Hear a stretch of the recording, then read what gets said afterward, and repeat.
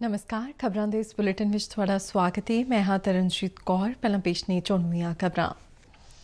प्रधानमंत्री नरेंद्र मोदी ने देश की सेवा विच सरकार दे 9 वरे पूरे होण ते देशवासियों प्रति निमरता नाल धन्नवाद प्रगट कीता।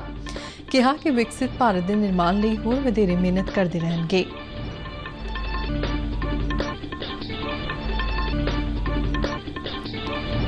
भारतीय जनता पार्टी केंद्र सरकार के 9 वरे पूरे होने के मौके पर 1 महीने तक चलाएगी जन संपर्क अभियान।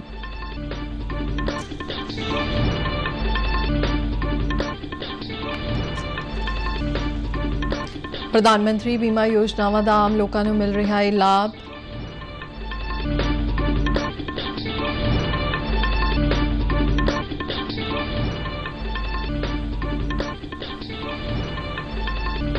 ते मौसम विभाग ने अगले कुछ दिनों दौरान मींह और धूड़ भरियां तेज हवावां चलण की चेतावनी देंदियां येलो अलर्ट किया जारी।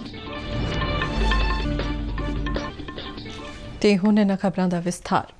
प्रधानमंत्री नरेंद्र मोदी ने कहा कि देश की सेवा विच सरकार के 9 वरे पूरे होने ते वो निमरता नाल देशवासियों प्रति धन्नवाद प्रगट करते हैं। जिक्रयोग है कि 2019 विच आज के दिन ही प्रधानमंत्री नरेंद्र मोदी ने भारतीय जनता पार्टी की अगवाई वाली सरकार के दूजे कार्यकाल लई अहुदे ते भेद गुप्त रखण दी सौं लई सी। अपने एक ट्वीट विच प्रधानमंत्री नरेंद्र मोदी ने कहा कि उन्हां वल्लों लिया गया हर फैसला ते चुक्या गया हर कदम आम लोकां दे जीवन नूं सुधारन दी इच्छा नाल प्रेरित रहा है। उन्हां कहा कि विकसित भारत के निर्माण लई होर वधेरे मेहनत करते रहणगे। प्रधानमंत्री नरेंद्र मोदी ने अपने ट्विटर खाते ते एक वैबसाइट का लिंक भी साझा किया है जिससे पिछले 9 वरियां विच देश की विकास की रफ्तार नूं प्रदर्शित किया गया है। उन्होंने लोगों तो वैबसाइट ते जाके ये वेखण की अपील की है कि वख-वख सरकारी योजनावां का लाभ किवें चुक्या जा रहा है। भारतीय जनता पार्टी के कौमी प्रधान JP नड्डा ने नरेंद्र मोदी सरकार के 9 वरियां नूं सेवा सुशासन ते गरीब कल्याण का दौर दस्सिया है। अपने एक ट्वीट विच उन्होंने कहा कि कौमी सुरक्षा आत्मनिर्भरता दुनिया विच भारत की स्थिति आर्थिक सशक्तिकरण और होर खेत्रों में इतिहासिक उपलब्धियां हासिल हुई ने। JP नड्डा ने कहा कि यकीनी बनाया जा रहा है कि सरकार दी भलाई योजनावां कतार के आखिरी खड़े व्यक्ति तक भी पुजन। भारतीय जनता पार्टी के कौमी जनरल सकत्तर तरुण चुग ने कहा है पिछले 9 वरियां विच देश नीतिगत ठहराव नाल फैसला को नीतिगत बदलाव का गवाह रहा है। नवी दिल्ली में एक प्रेस कॉन्फ्रेंस को संबोधित करदियां उन्होंने कहा कि भारतीय जनता पार्टी ने केंद्र सरकार के 9 वरे पूरे होने के मौके पर 1 महीने तक जन संपर्क अभियान शुरू करने का फैसला किया है। तरुण चुग ने कहा कि प्रधानमंत्री नरेंद्र मोदी इसे लड़ी विच भलके 31 मई को अजमेर में एक जनतक रैली को संबोधित करने के नाल ही इस अभियान की शुरुआत करेंगे। प्रधानमंत्री अजमेर लागे पुष्कर विच ब्रह्मा मंदिर विखे पूजा अर्चना भी करेंगे। तरुण चुग ने कहा कि अभियान दौरान 30 जून तक 4000 तो भी वध असैम्बली हलकियां विच भी समागम आयोजित किए जाएंगे। लोकतंत्र के अंदर जो तीनों मुख्य केंद्र हैं, लोकसभा, विधानसभा और बूथ, तीनों पर पार्टी के कार्यकर्ता जनसंपर्क के कार्यक्रमों में रहेंगे और इन सभी कार्यक्रमों को करने के लिए पार्टी के राष्ट्रीय अध्यक्ष श्री JP नड्डा जी की लीडरशिप में उनके निर्देशानुसार 144 क्लस्टर बनाए गए। हर क्लस्टर में 144 144 क्लस्टर बनाए गए 144 और हर क्लस्टर में लगभग 3 से 4 लोकसभा है, यानी 543 लोकसभाओं को 144 क्लस्टरों में बांटा गया है और हर लोकसभा के लगभग 3 या 4 लोकसभाओं का जो एक क्लस्टर है उस क्लस्टर में भारतीय जनता पार्टी के नेता 8 दिन गुजारेंगे। बैंक ने कहा है कि मुद्रा स्फीति का दबाव घटाने के यत्नां विचाले साल 2023-24 विच भारत का आर्थिक वाधा सतत रहने का अनुमान है। बैंक की अज जारी सालाना रिपोर्ट मुताबिक ठोस आर्थिक नीतियां, कीमतां दे विच नरमी, मजबूत माली खेतर, मजबूत कारपोरेट सैक्टर और सरकारी खर्च की गुणवत्ता ते नीतिगत जोर के कारण देश की आर्थिक वाधा रफ्तार सतत रही है। हालांकि रिजर्व बैंक की रिपोर्ट मुताबिक वैश्विक वाधा दर विच गिरावट, जमीनी राजनीतिक तनाव और वैश्विक वित्तीय प्रणाली ते नਵੇਂ दबावां कारण भारत के आर्थिक वाधे सामने नापक्के जोखिमां दा भी खदशा है। रिजर्व बैंक की साल 2022-23 की सालाना रिपोर्ट मुताबिक मौद्रिक नीति का मंतव मुद्रा स्फीति को तय टीचे तहत रखण और आर्थिक वाधे विच सहयोगी बनाउणा है। प्रधानमंत्री नरेंद्र मोदी ਵੱਲੋਂ ਚਲਾਈਆਂ ਗਈਆਂ ਬੀਮਾ ਯੋਜਨਾਵਾਂ ਦਾ ਆਮ ਲੋਕਾਂ ਨੂੰ ਲਾਭ ਮਿਲ ਰਿਹਾ ਹੈ।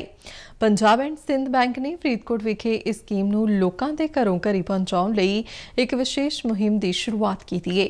ਬੈਂਕ ਦੇ ਸਿਖਲਾਈ ਕੇਂਦਰ ਵਿੱਚ ਅੱਜ ਇਸ ਸੰਬੰਧੀ ਇੱਕ ਸਮਾਗਮ ਦਾ ਆਯੋਜਨ ਕੀਤਾ ਗਿਆ, जिस विच बैंक के दिल्ली स्थित मुख दफ्तर तो जनरल मैनेजर रवि मेहरा मुख मेहमान वजों शामिल हुए।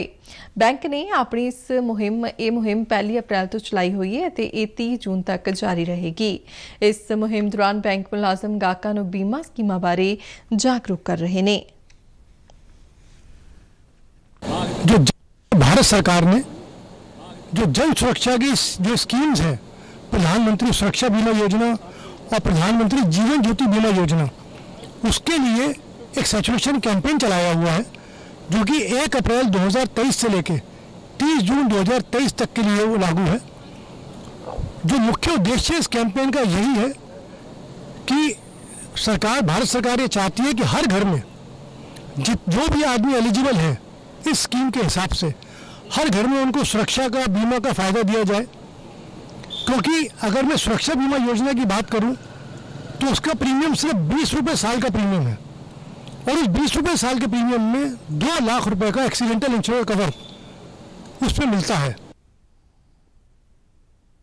इस मौके 5 परिवारों को 2-2 लाख रुपए के चैक दिए गए जिन्हों की किसी मैंबर की बीते समय दौरान मौत हो गई सी ते उन्होंने हुण बीमा रकम की अदायगी की गई। बलजीत कौर दी डेथ हो गई एक्सीडेंट नाल, उस दा बीमा 436 रुपए का साल का करवाया सी। उस दी सहायता 2 लाख रुपया लखवीर सिंह नूं मिल चुके। मेरे चाचा जी ने पंजाब एंड सिंध बैंक तो अपना बीमा करवाया सीगा जो कि उन्होंने डेथ हो गई सी, वो सानू मिल चुका है। मैं पंजाब बैंक मैनेजर का बहुत बहुत धन्यवाद करता हाँ। ये सारे बीमा सारिਆਂ ਨੂੰ करवाना चाहिए ਤਾਂ जो डेथ हो ਜਾਂ ਪਿੱਛੇ ਜਿਹੜੀ फैमिली है उन्होंने हेल्प हो सके। मेरी मिसेज वीरपाल कौर का 436 वाला जीवन ज्योति बीमा होया सीगा जी, उसका क्लेम मेजर साहब ने 2 लाख का चैक दिता है जी। भारतीय जनता पार्टी के बुद्धिजीवी सैल के सूबा को कन्वीनर डॉक्टर सरबजीत सिंह ने आकाशवाणी के दिल्ली और चंडीगढ़ केंद्रों तो पंजाबी खबरों के बुलेटिनों को बंद करने संबंधी कुछ सियासी पार्टियों वालों जारी बयानों को झूठा, गुमराहकुन और असलीयत तो परे दस्सिया है। अमृतसर तो जारी बयान में उन्होंने कहा कि खबरों के इन्होंने बुलेटिनों को आकाशवाणी केंद्र जलंधर विखे शिफ्ट किया गया है, ना कि बंद किया गया है। सरबजीत सिंह ने कहा कि कुछ सौड़े हितों वाले लोग तत्थां की घोख बिना गलत बयानी कर रहे हैं। उन्होंने कहा कि न्यूज़ सर्विस डिवीजन नवी दिल्ली के इस फैसले को सियासी रंगत नहीं दी जानी चाहिए। उन्होंने दस्सिया कि प्रसारण की बेहतर गुणवत्ता, बेहतर तकनीकी बुनियादी ढांचे, पंजाबी जानने वाले मनुखी वसीलियां की वधेरे कुशल वरतों और सरहद पारों होने वाले कूड़ प्रचार का बेहतर ढंग नाल मुकाबला करने लई पंजाबी के बुलेटिन आकाशवाणी केंद्र जलंधर विखे तब्दील किए गए हैं।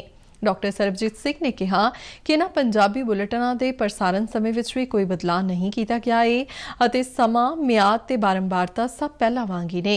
उन्होंने कहा कि बुलेटिन शिफ्ट करना सिर्फ एक तकनीकी कदम है तां जो वख-वख थावां ते मनुखी शक्ति और तकनीकी सैटअप वजों मौजूद स्रोतों की वरतों होर सुचज्जे ढंग नाल की जा सके।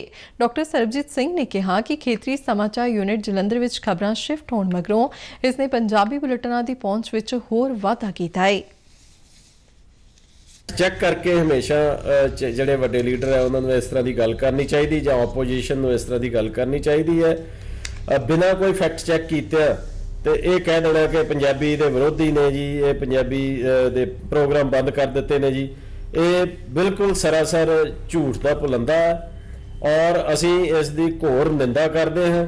ਇਸ ਤਰ੍ਹਾਂ ਦੀਆਂ ਕੁਝੀਆਂ ਜਿਹੜੀਆਂ ਗੱਲਾਂ ਨੇ ਉਹਨਾਂ ਦੇ ਨਾਲ ਤੁਸੀਂ बीजेपी ਨੂੰ ਜਾਂ ਸਾਡੇ ਹਰਮਨ ਪਿਆਰੇ ਪ੍ਰਾਈਮ ਮਿਨਿਸਟਰ ਮੋਦੀ ਜੀ ਨੂੰ ਪੰਜਾਬੀਆਂ ਦੇ ਮਨਾਂ ਦੇ ਵਿੱਚੋਂ ਨਹੀਂ ਕੱਢ ਸਕਦੇ। कपूरथला स्थित रेल कोच फैक्ट्री वालों डिजाइन ते तैयार अत आधुनिक नैरोगेज मुसाफिर डब्बियां दी घुण चुकाई फैक्ट्री के जनरल मैनेजर आशीष अग्रवाल ने की। ट्रायल लिए तैयार ये डब्बे कालका शिमला रेल सैक्शन ते दौड़नगे। स्वदेशी तकनीक नाल बनी हर डब्बे के निर्माण की तकरीबन 1 करोड़ रुपए की लागत आई है। एक रिपोर्ट। ਇਹ ਡਿੱਬੇ ਕਾਲਕਾ ਸ਼ਿਮਲਾ ਰੇਲ ਸੈਕਸ਼ਨ ਤੇ ਨੈਰੋ ਗੇਜ ਰੇਲ ਲਾਈਨ ਦਾ ਛੇਤੀ ਹੀ ਹਿੱਸਾ ਬਣਨ ਜਾ ਰਹੇ ਨੇ। ਰੇਲ ਕੋਚ ਫੈਕਟਰੀ ਕਪੂਰਥਲਾ ਨੇ ਇਹਨਾਂ ਡਿੱਬਿਆਂ ਦਾ ਡਿਜ਼ਾਈਨ ਤੇ ਨਿਰਮਾਣ ਕੀਤਾ ਹੈ। ਇਸ ਦੀ ਕੁੰਡ ਚੁਕਾਈ ਫੈਕਟਰੀ ਦੇ ਜਨਰਲ ਮੈਨੇਜਰ ਆਸ਼ੀਸ਼ ਅਗਰਵਾਲ ਨੇ ਕੀਤੀ। ਅਤੀ ਆਧੁਨਿਕ सहूलतां वाले इन्हां डिब्बियां दी खासियत बारे उन्हां जानकारी दित्ती। बायो टॉयलेट है और सभी तरह की फैसिलिटी दी गई है। उसके साथ साथ आप देखिए हमारा जो सीटिंग है बहुत ही कंफर्टेबल सीटिंग दी गई है यहाँ पे विथ स्नैक टेबल। ये फर्स्ट एसी वाला कोच है, इसमें 12 सीट हैं। इसके साथ साथ आप देखिए जो हमारी विंडो है इसमें आपको दृश्य यहाँ तक दिखेगा, मतलब ये पैनोरामिक कोचेस कहते हैं। और इससे जो है आपको जो माउंटेन्स का जो बहुत ही नज़ारा जो है, हसीन नज़ारा जो है वो पूरे टाइम देखने को मिलेगा। बोगी का डिज़ाइन बहुत इम्प्रूव हो गया है, जो पैसेंजर कंफर्ट है उसको बहुत इंपॉर्टेंस दिया गया है। इस प्रोजेक्ट के शुरू ਵਿੱਚ ਕੋਚ ਫੈਕਟਰੀ ਨੂੰ ਕਾਫੀ ਮੁਸ਼ਕਲਾਂ ਦਾ ਸਾਹਮਣਾ ਕਰਨਾ ਪਿਆ, ਕਿਉਂ ਜੋ ਮੌਜੂਦਾ ਚੱਲ ਰਹੇ ਡਿੱਬਿਆਂ ਦਾ ਡਿਜ਼ਾਈਨ ਸਾਲ 1908 ਲਾਗੇ ਤਿਆਰ ਕੀਤਾ ਗਿਆ ਸੀ। सबसे बड़ी चुनौती ये थी कि हमारे पास जो 762 mm नैरो गेज ट्रैक है उसके डिजिटल डेटा नहीं था, और उसके साथ साथ ये जो कोचेस थे ये 100 साल से पुराना डिज़ाइन था, तो इसके टेक्निकल स्पेसिफिकेशंस और टेक्निकल ड्राइंग्स जो थी वो भी अवेलेबल नहीं थी। तो हमारी रेल कोच फैक्ट्री की डिज़ाइन टीम ने पूरा जो अभी जो कोच रन कर रहे हैं और जो अपनी अभी ट्रैक है उन सब का डेटा जो है वो पहले तो मेजर किया और लिया। उसके बाद उन्होंने खुद मॉडल्स बनाए पूरे, और मॉडल बना के फिर तरह तरह के सिमुलेशन और जो अलग अलग मेथड्स हैं उसके बेसिस पे पूरा उन्होंने डिज़ाइन बनाया। कोच फैक्ट्री वालों इस साल नैरो गेज ਲਈ ਹੋਰ ਡਿੱਬੇ ਤਿਆਰ ਕੀਤੇ ਜਾਣਗੇ। कालका शिमला सेक्शन के लिए हमें 42 कोचेस का ऑर्डर रेलवे बोर्ड दे चुके हैं। तो एक बार ये डिटेल्ड ऑसिलेशन ट्रायल जो जिसके लिए अभी जारी है, एक बार ये ऑसिलेशन ट्रायल सक्सेसफुल हो जाएंगे तो बाकी हम अभी 26 कोच और का ऑर्डर हम लोग दे चुके हैं, ऑर्डर्स वेरियस फर्म्स को कंपोनेंट्स के लिए, और 12 कोच का और हम ऑर्डर दे देंगे। ਇਹ ਡਿੱਬੇ ਤਿਆਰ ਕਰਨ ਵਾਲੀ ਟੀਮ ਦੀ ਸ਼ਲਾਘਾ ਕਰਦਿਆਂ ਆਸ਼ੀਸ਼ ਅਗਰਵਾਲ ਨੇ ਕਿਹਾ ਇਹ ਬੇहद ਮਾਣ ਵਾਲੀ ਗੱਲ ਹੈ। हमारी रेल कोच फैक्ट्री के लिए तो ऐसी नई डिज़ाइन बनाना ही बहुत गर्व की बात है। तो मेरे समझ से इसका जो जब ये रोल आउट होगा, जब ये स्टार्ट होगा, तो जो गर्व हमारे एम्प्लॉयज़ में आएगा वो भी बहुत बड़ी हमारे लिए रिवॉर्ड है। ਨੈਰੋ ਗੇਜ ਰੇਲ ਲਾਈਨ ਦੇ ਇਹ ਡਿੱਬੇ 25 ਕਿਲੋਮੀਟਰ ਪ੍ਰਤੀ ਘੰਟੇ ਦੀ ਰਫ਼ਤਾਰ ਨਾਲ ਦੌੜ ਸਕਣਗੇ ਅਤੇ ਇਹਨਾਂ ਡਿੱਬਿਆਂ ਦੇ ਰਨ ਟ੍ਰਾਇਲ ਛੇਤੀ ਹੀ ਸ਼ੁਰੂ ਹੋਣ ਜਾ ਰਹੇ ਨੇ। ਨੈਰੋ ਗੇਜ ਲਈ ਬਣਿਆ ਇਹ ਡਿੱਬਾ ਮੇਕ ਇਨ ਇੰਡੀਆ ਦਾ ਇੱਕ ਵੱਡਾ ਉਦਾਹਰਣ ਹੈ ਅਤੇ ਰੇਲ ਕੋਚ ਫੈਕਟਰੀ ਕਪੂਰਥਲਾ ਦੀ ਇੱਕ ਮੁੱਖ ਉਪਲਬਧੀ।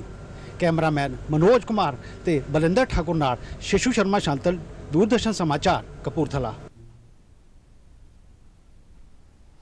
ਭਾਰਤ ਸਰਕਾਰ ਦੇ ਖੇਡ ਤੇ ਯੁਵਾ ਮਾਮਲਾ ਮੰਤਰਾਲਾ ਤਹਿਤ ਨਹਿਰੂ ਯੁਵਾ ਕੇਂਦਰ ਦੀ ਪਠਾਨਕੋਟ ਯੂਨਿਟ ਨੇ ਰਮਨ ਭੱਲਾ ਕਾਲਜ ਵਿੱਚ ਅੱਜ ਯੁਵਾ ਉਤਸਵ ਦਾ ਆਯੋਜਨ ਧੂਮਧਾਮ ਨਾਲ ਕੀਤਾ।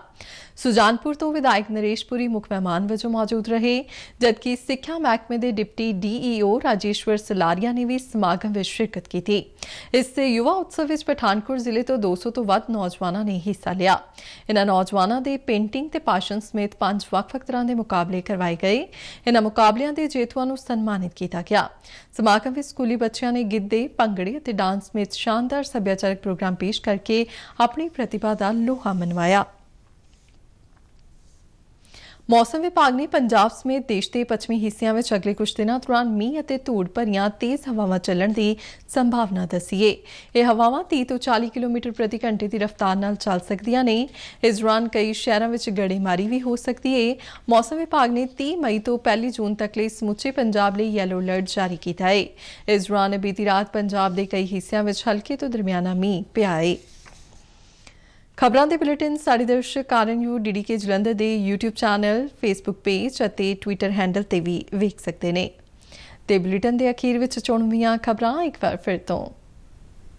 ਪ੍ਰਧਾਨ ਮੰਤਰੀ ਨਰਿੰਦਰ ਮੋਦੀ ਨੇ ਦੇਸ਼ ਦੀ ਸੇਵਾ ਵਿੱਚ ਸਰਕਾਰ ਦੇ 9 ਵਰ੍ਹੇ ਪੂਰੇ ਹੋਣ ਤੇ ਦੇਸ਼ ਵਾਸੀਆਂ ਪ੍ਰਤੀ ਨਿਮਰਤਾ ਨਾਲ ਧੰਨਵਾਦ ਪ੍ਰਗਟ ਕੀਤਾ। ਕਿਹਾ ਕਿ ਵਿਕਸਿਤ ਭਾਰਤ ਦੇ ਨਿਰਮਾਣ ਲਈ ਹੋਰ ਵਧੇਰੇ ਮਿਹਨਤ ਕਰਦੇ ਰਹਿਣਗੇ।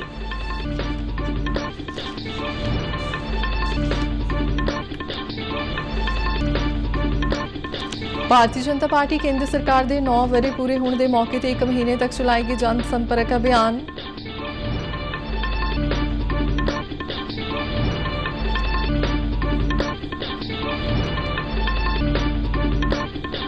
प्रधानमंत्री बीमा योजनावां दा आम लोकां नूं मिल रहा है लाभ।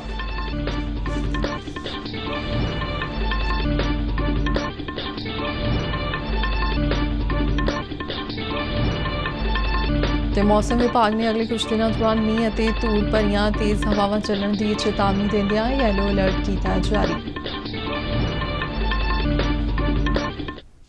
ਤੇ ਇਸ ਨਾਲ ਹੀ ਖਬਰਾਂ ਦਾ ਬੁਲੇਟਿਨ ਖਤਮ ਹੁੰਦਾ ਹੈ। ਇਜਾਜ਼ਤ ਦਿਓ, ਨਮਸਕਾਰ।